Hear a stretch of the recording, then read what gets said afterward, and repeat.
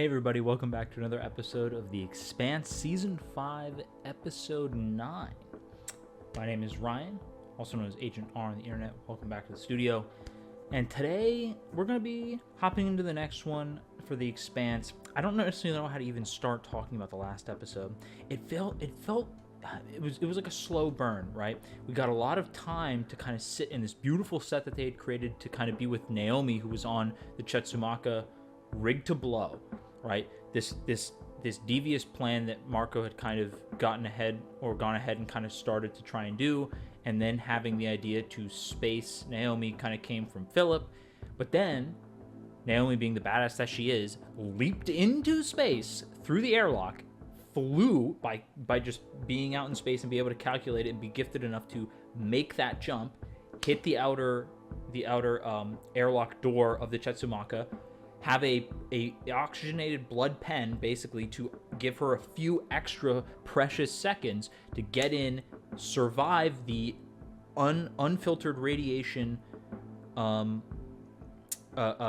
air and liquid like burning off of her eyes. Someone had mentioned. I didn't even notice that's what that was. I mean, just like absolutely horrible things happened in like had to be close to like what, 15 to 20 seconds, maybe a little bit longer, 30 seconds. But then she got stuck on the Chetsumaka, basically had to figure out some way with like everything stripped bare from the ship aside from this like proximity charge that was rigged to blow. And she figured out a way to find the message and what it was being, what the power source was, and she was able to turn it off and on, almost like Morse code, to change the message, where this is Naomi Nagata, I am in control, or tell James Holden I am in control. Just an absolutely mind-blowing thing that I wouldn't have thought that she'd been able to do. I'm sorry, that's my dogs. You might have to... Anyways, so that was my dogs. I do apologize. I lost my train of thought. Basically, this episode is going to be going off of now where Alex and Bobby are approaching the ship, as well as now Drummer knows of the ship and the purpose that, Naomi's supposed to be dead. So we got a lot of wildness happening, and we know that she's gotten the message out there. The Razorback is pretty close. Hopefully they got that message. We don't necessarily know yet. I'm really excited to find out if Alex either A, blows up Naomi, or figures out that she is alive. She is on it. I mean, she knows she is alive, I guess. And they need to make sure they don't get too close. And then somehow, maybe she gets in a suit, leaps out, and they catch her somehow. I feel like that would be kind of wild, but could be an option, maybe. We'll see. But yeah, without more rambling, that's kind of where we're going in, or at least where I'm going in for this episode. And yeah, don't forget to like and subscribe if you guys enjoy. Turn on that notification bell to be notified whenever I upload a new video, either The Expanse, Ted Lasso, movie, anything. But without any further ado, if you guys are ready, I'm ready. See you in the video. As ordered, we have been monitoring the Chetsumaka, and now maybe there is a problem. Naomi Nagata's the room. Tell James Holden I'm... Yeah, not going too well, is it? Not going to plan, is it? We're a lot closer than the Rossi. We'll get there first. If it is intentional, why be so cryptic? All we can do is get there as fast as we can. Oh, man. They're both going after her. What are they going to do, though?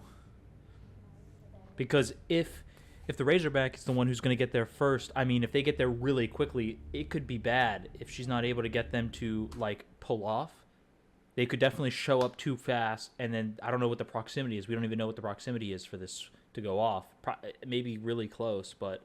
If there's anything we've learned in this show so far is that debris travels pretty fast and pretty far in space. I don't know. I might have a theory that or there could be an option is that Marco now might send somebody to or have Drummer's ship to go over there.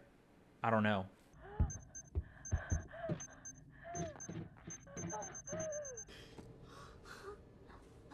She found condensation, which is water. Absolutely brutal. I guess one thing I am wondering, if that's how she is with the water, how long has she been on the Chetsumaka?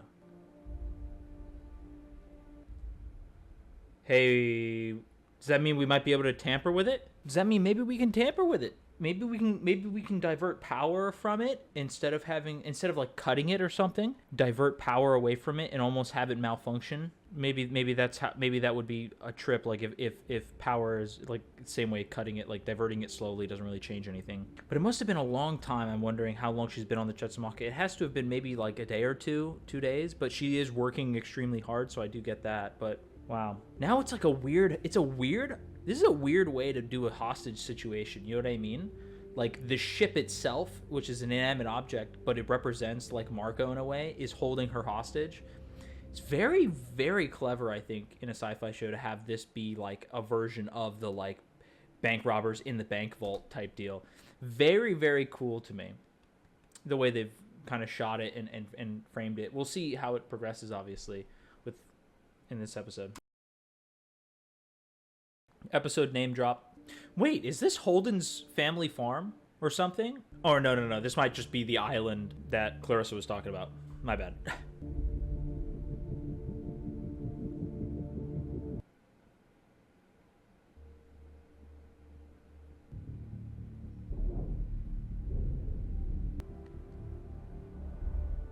What about the shuttle? Is it lunar capable? Yeah, but the ship hasn't flown in a while. Some kind of problem with the reactor, I think. Well, Amos is a mechanic. Man, is it just me, or does the set pieces are like really good in like the last episode and this episode? It feels like the budget is going up a little bit. Like, look at this, like super intricate, like big massive set for an elevator piece, and then they had like that lobby portion of the hangar as well as the shuttle itself. Like, very cool.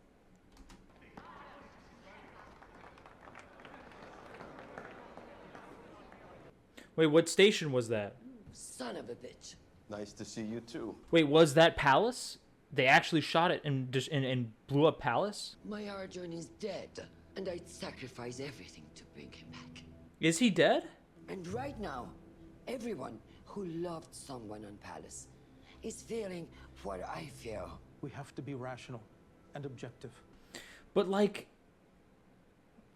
isn't attacking civilian stations not an emotional response? Instead of calculatingly or callously going after or being calculating and going after specific targets, but instead of just being like eye for an eye, as much as that might be like what is right, but in terms of achieving the goal, like what does rallying all of the belt together? Well, we are at war with the belt. No, you've been at war with a faction. The problem is, I guess the problem is we don't know that Marco is almost outwardly showing that everybody's united, but on the inside it's like they're under his thumb too. But if they had a second option, if they had an alternative, let's say, I don't know, Earth, right? Being like, hey, we don't believe in him either. And look what happened to us. You guys can be with us. We would like to help you because we know that a lot of y'all do not agree with Marco. But I don't know. It's too tough, man. I don't know. I think I'm like, I don't know. I think I was with it, but then I'm not. I don't know. Maybe I'm flip-flopping with the episode's framing of it. I don't know. Full-scale attack. Is the intention to incapacitate or occupy? I will not be a part of this. Are you stepping down? Yes, sir. Wow. And mine. We're supposed to be better than this. Now you are splitting Earth. Now you're splitting amongst each other. Oh, man. It could be interesting, though, that Marco is almost through, in a weird way, narratively, like he's through fear uniting everybody, while in Earth, through morality, is splitting everyone apart. Isn't that weird? People trying to say, what's right is actually splitting them apart versus one guy saying what's right is like forcing people together. It's like very weird. And it kind of shows, again, it just really deepening the roots of like the characters and the people, right? Like what Belters are and what Earthers are. It's very, very well done. The dynamic they've achieved with the way that the like overarching societies kind of work, and how how they are and how their cultures kind of shape all of them and their motivations is shown through their actions like this to the same things. It's so cool. She's Mount Koala. I cannot keep something like this from her. She's not the only one you love here. Marco knows the situation. He will send us orders. You and yours will follow them. But come after will be your fault. Through fear. It's not that good a motivator. It can be, but you can only push somebody so far. If you can convince the ship that we're its rightful owner, that'd be fucking helpful. Yeah, okay. You can fake an ID like that? Yes, he can. Hold it right there. We're running low on supplies. We're not here to evacuate you or give you anything, so fuck off. We don't leave anyone behind who wants to come. Anyone wants to leave better be at this hangar by the time the ship is ready. We're not waiting. Amos has himself he has a compass with him now. A little moral compass. But it is cool to also see, like, even just in this, you get to see, like, what Amos was like and who he rolled with and who he was around versus what he's trying to be like and what he's around now or has been around since. It's very cool. Your ships will rendezvous with the Serial Mala and the Koto, and together you will intercept and engage the Rocinante. Make sure it is done. You said that the Rocinante was burning to a trap. If that's true, why pick the fight? You pledge your loyalty and the lives of your faction. You withdrawing that key? No. I really want to see Drummer kill this chick. Give me your gun. Why? You know why? There's no need. Then there's no reason not to. Oh man, this is a tough situation. Oh god, I'm feeling like I can like feel Drummer's anger. I'm like reciprocating just the boiling inside. But she hasn't gotten confirmation, but I guess she can only assume. It reminds me of like those paper lanterns that people set out. Madam Avasarala, if you were nominated to lead us again, would you serve? Holy shit. I feel like she's gonna say no. Timmy, outside now. We got trouble. Oh my god, it's a bunch of people, isn't it? Nope. Hello, I understand you came here in a helicopter. My people will need access to that as well. No one here is giving you anything. So why don't you shut the fuck up and do what I told you to do? I don't think I will. Stop it! We don't have to do this. Yeah, you do, Clarissa. Please, just put down your guns. Just walk away. It's probably just best. Just leave them alone. Us leave them alone. Them leave us alone. Just leave. Eric is not going to like the way this is going, though. You know they'll be back, right? Enough people have died for no reason. Why are we waiting for them to give us a reason? It's a pretty stupid strategy. But it is interesting to have Clarissa be the naive one again. It's very weird. Wait, isn't it? I also find it weird that kind of like the theme of this episode is like, it's like people doing a lot of inaction. And the only people that did anything was the Earthers, which they didn't even really make a big deal of. Nobody outside of that. All we did was saw it on a screen, and that was the amount of attention that blowing up Palace Station got, which is kind of a weird choice to make, I guess. But I also find it super weird that like Marco Marco isn't really doing anything, or it's a lot of waiting is all I'm saying. Maybe it's just the way it is, but I'm just getting this weird vibe where it's like them trying to stop Drummer from doing anything, and then like Clarissa stopping Amos from doing anything, and then I don't know. It's probably not a theme. I'm probably just overthinking it, but I'm just noticing a trend here of like people trying to be moral and trying to have some good when in reality people aren't going to be so kind. Marco killed Clay's Ashford, and I sat on my hands and played nice with him so you would be safe. And I go along again. How much shit do I have to eat before you treat me with some respect? That's true. Very true. Do we mean as much to you as she did? She said did. It's possible that Naomi is still alive on that ship. Marco wants us to kill Rocinante before they can help her. Drummer is getting to that point where she's probably going to be like, I have to do what's best, and I'm willing to sacrifice my life. And if we are all together and we all are all loyal, then we will get out of this by working together to do this, because this is wrong. I'm wondering if that's this boiling point where she's going to actually forego all of them to save her friend. That would be kind of crazy. The literal divide between them. I spent my whole life learning how to survive in Baltimore. I understood it. Now it's all gone. I remember thinking that. I don't want to leave everything behind and start all over again. I remember thinking that too. But you know what coming back to Baltimore's taught me? What? No one starts over, because no one really leaves anything behind. That was actually a really deep statement, honestly. We got it. Hold on, I'm testing it now. It fucking worked. Let's go, Amos. The boy wonder. Definitely moving around in the trees. No clear line. Oh, shit. Over there, return fire. Get the fuck down. Oh my god, there's a lot of them. Oh, man. Eric's a liability, man. They've surrounded the house, man. How the... And they're in the hangar, too. What if they have, like, automated sentry so that they can keep them busy outside and then rush the house? You good? I'm good. Go, go. Amos keeps getting shot, man. She killed them all with her bare hands. I'm gonna be a lot nicer to her from now on. I'm not leaving you behind. I love Amos and Clarissa. Love that. Please do not have either of them die. Please. She's not gonna make it with a wound though, right? Punch it! Come on, Clarissa, come on. Hangar doors are fully open. Fuck this. Oh shit. Holy shit, that's a powerful ship.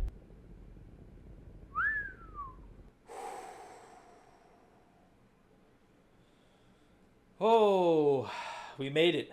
We made it into space. Wow. I wonder how they achieved some of this. It looks like some of it is like CGI, but then how do they get the floating effect? I guess just with cables, maybe. Here he is, back in space.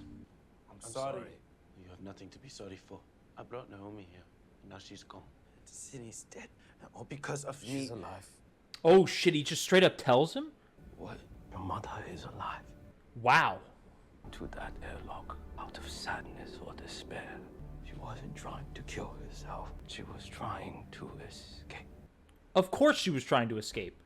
Like, what is this weird manipulation, like, spin he's really trying to manipulate him? It's just so wild. She left us. She left us. This fucking guy, man. She left us both. Again. You literally threatened to...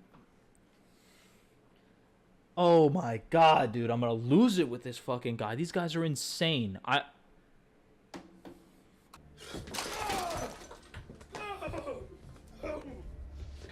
Fuck Marco, dude. Oh my god.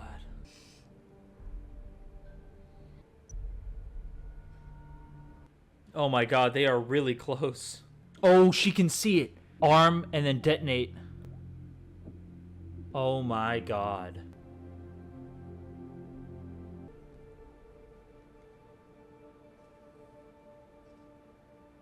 Naomi, what are you thinking now? What are we thinking? We've seen that look before. Dude, Naomi's an absolute beast.